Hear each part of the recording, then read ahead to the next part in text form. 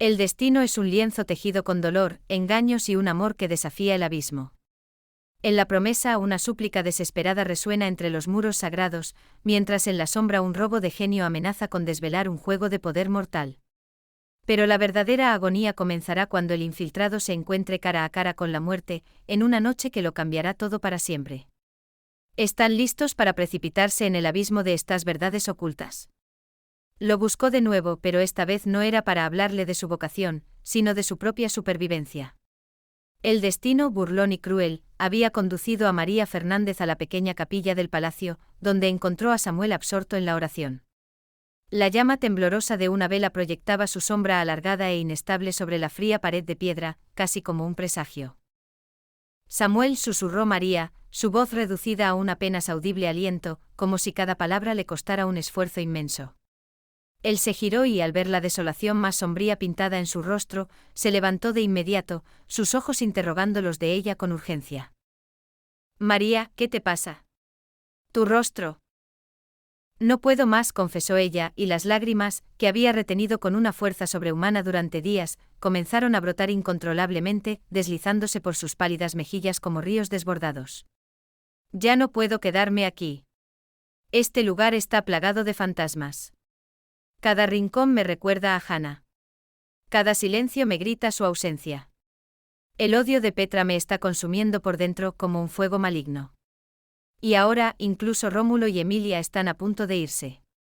Siento que me estoy ahogando en un mar de desesperación sin fin. Se abrazó a sí misma, temblando convulsivamente como una hoja al viento. Quiero irme, Samuel. Quiero dejar la promesa.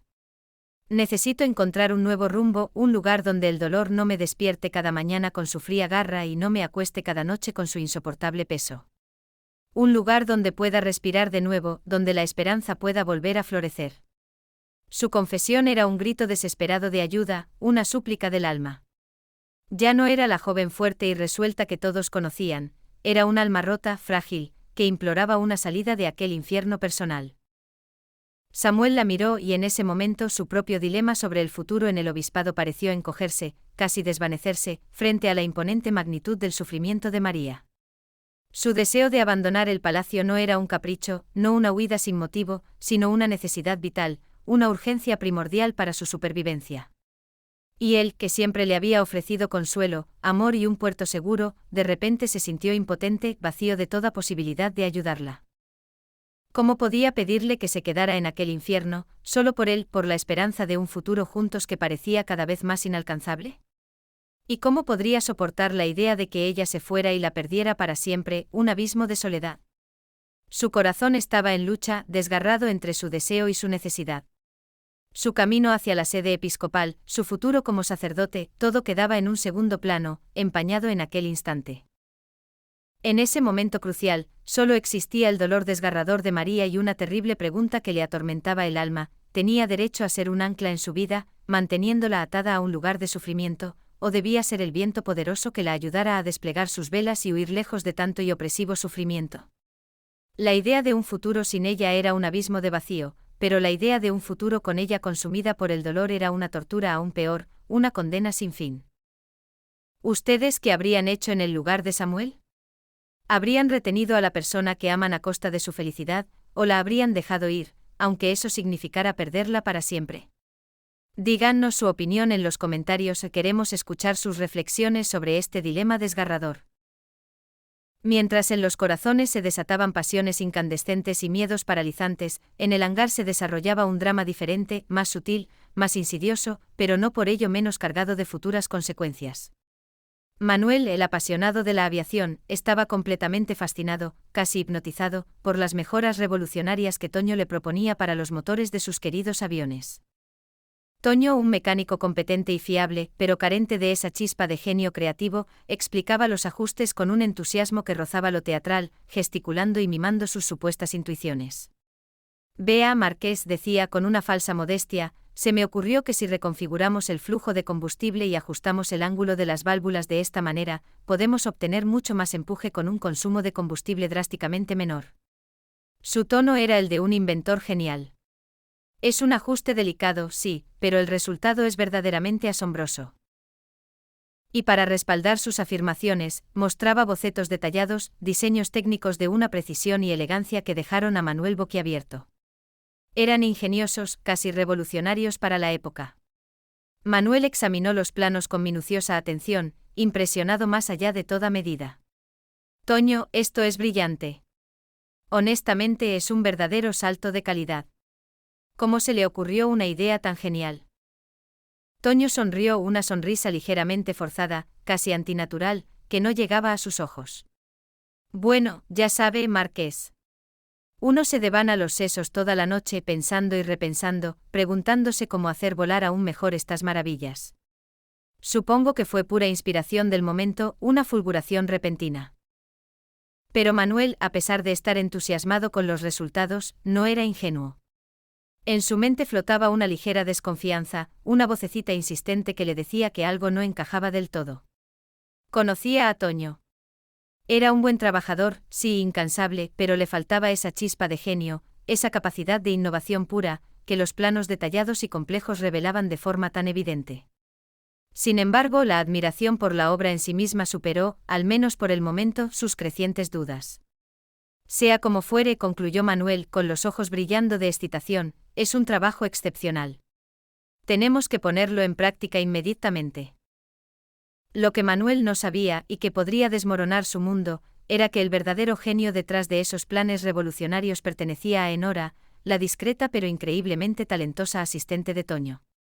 Fue ella quien, en su tiempo libre con una mente privilegiada para la mecánica y la física, había concebido esas mejoras, fruto de horas de estudio y dedicación.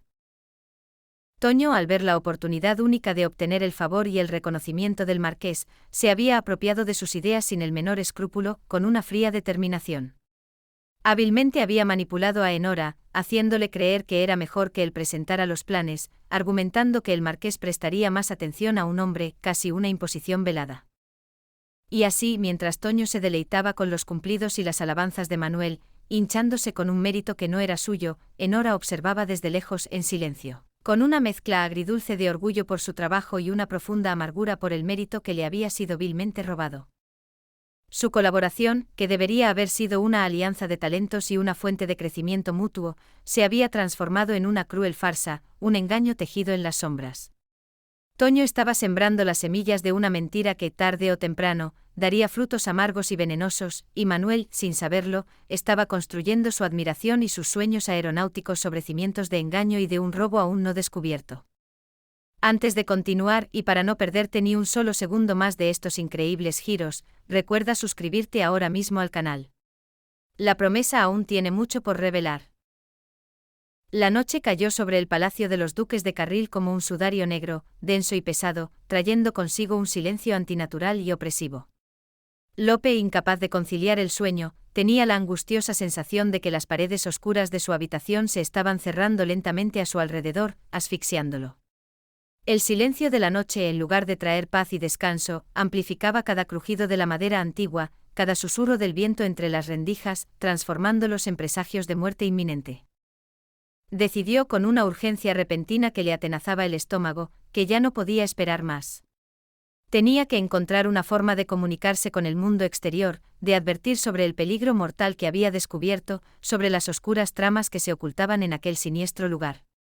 Con la sigilosidad de un gato en la sombra, se deslizó por los pasillos oscuros y laberínticos del palacio, dirigiéndose con pasos silenciosos hacia el despacho de Jacinto, el lugar que consideraba el centro neurálgico, el corazón palpitante de todas las intrigas de aquella mansión. La puerta del despacho estaba entornada, y desde debajo se escapaba una delgada y reveladora línea de luz que se recortaba en la oscuridad del pasillo.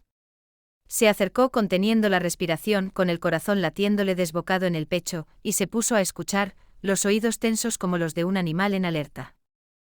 Desde el interior, dos voces hablaban en susurros tensos, cargados de una gravedad que no presagiaba nada bueno. Reconoció la de Jacinto, fría, precisa y calculadora, y otra, más grave, más ronca y dura, que no logró identificar, pero que le helaba la sangre en las venas. La expedición estará lista al amanecer de mañana, dijo la voz desconocida, con un tono seco y resuelto. Pero es arriesgado, sobre todo si Federico sigue metiendo las narices donde no debe. Federico es un perro rabioso pero sin dientes, respondió Jacinto con desprecio apenas disimulado, su voz imbuida de superioridad y crueldad. Yo me encargo de él. Lo importante es que la mercancía llegue a su destino sin problemas. Los franceses pagan bien y no toleran retrasos. Hubo una breve pausa, cargada de tensión, y entonces Lope oyó el discreto tintineo de líquido siendo vertido en un vaso, un sonido que resonó siniestro en la oscuridad. Además, continuó Jacinto con la voz bajando aún más, adquiriendo un tono siniestro y gutural que le erizó la piel, no sería la primera vez que tenemos que silenciar a alguien que se vuelve demasiado curioso. ¿Se acuerda del contable de Sevilla? Hizo demasiadas preguntas. Y dejó de hacerlas. Un escalofrío gélido e incontrolable recorrió la espalda de Lope, erizándole los vellos de los brazos. No estaban hablando de vino o de aceite de oliva. Aquello era contrabando a gran escala, o peor aún, algo inefablemente más oscuro. Y la mención del contable silenciado confirmó sus peores y más escalofriantes temores. Jacinto no era solo un ladrón, un contrabandista, era un asesino despiadado. Impulsado por un impulso incontrolable, una adrenalina que le bombeaba por las venas, Lope se acercó aún más a la puerta, intentando desesperadamente mirar a través de la delgada rendija, de captar un detalle, un rostro. En ese preciso instante una corriente de aire repentina movió una cortina en el pasillo, haciéndola susurrar, y una vieja tabla del suelo crujió ruidosamente bajo su peso, con un sonido agudo y revelador que pareció gritar su presencia en el silencio sepulcral. Dentro del despacho las voces cesaron bruscamente, como si hubieran sido cortadas por un cuchillo afilado. Hubo un silencio total, un silencio 1000 veces más aterrador que las palabras escalofriantes que lo habían precedido. Lope se quedó petrificado, inmóvil, con el corazón latiéndole frenéticamente en los oídos, un martillo enloquecido que resonaba en su cráneo. Sabía con una certeza espantosa que lo habían oído. ¿Qué fue eso?, susurró la voz profunda y ronca del hombre desconocido. Lentamente, con una lentitud aterradora que dilataba cada segundo, Lope sintió el ruido de pasos pesados que se dirigían inexorablemente hacia la puerta. Saltó hacia atrás buscando desesperadamente una sombra, un rincón oscuro donde esconderse, pero el pasillo estaba desnudo, despojado, iluminado solo por la fría luz de la luna que entraba por una ventana lejana, un resplandor espectral que no ofrecía refugio. No había escapatoria, ninguna esperanza de huida. La manilla de la puerta comenzó a girar, lenta e inexorable. Lope retrocedió un paso, tropezando con sus propios pies, su mente gritando de puro terror, pero su cuerpo, traicionero, no respondía a sus órdenes. Estaba atrapado. Su tapadera había saltado por los aires. El actor aficionado estaba a punto de encontrarse con su público más letal. La puerta se abrió de golpe con un tirón violento, y la imponente figura de Jacinto se recortó en el umbral iluminado. Sus ojos, agudos y penetrantes detrás de las gafas, se fijaron en los aterrorizados de Lope con una sorpresa que rápidamente se transformó en una fría y homicida comprensión. Bueno, dijo Jacinto, y su voz tranquila, casi susurrante, era la calma que precede a la tormenta más violenta, un escalofrío glacial. Parece que nuestro pequeño actor tiene cierta afición por escuchar conversaciones ajenas. Detrás de él, una segunda figura emergió de la densa sombra, un hombre corpulento, de físico imponente, con una cicatriz profunda que le desfiguraba la ceja, una marca de violencia. Su mirada no expresaba sorpresa alguna, solo una promesa inequívoca de violencia bruta y despiadada. La puerta del despacho se cerró a espaldas de Lope, bloqueando la única vía de escape, sellando su destino. El clic metálico de la cerradura resonó en el pasillo como el sonido escalofriante de una lápida que sella una tumba. Lope estaba solo. Cara a cara no solo con el hombre al que había ido a investigar, sino también con el asesino que no sabía que encontraría, una revelación escalofriante. Su misión había terminado, en un fracaso que podría costarle la vida. Su lucha por la supervivencia acababa de comenzar. Y en la oscuridad asfixiante de aquel palacio abandonado por Dios, el telón estaba a punto de caer sobre él, quizás para siempre.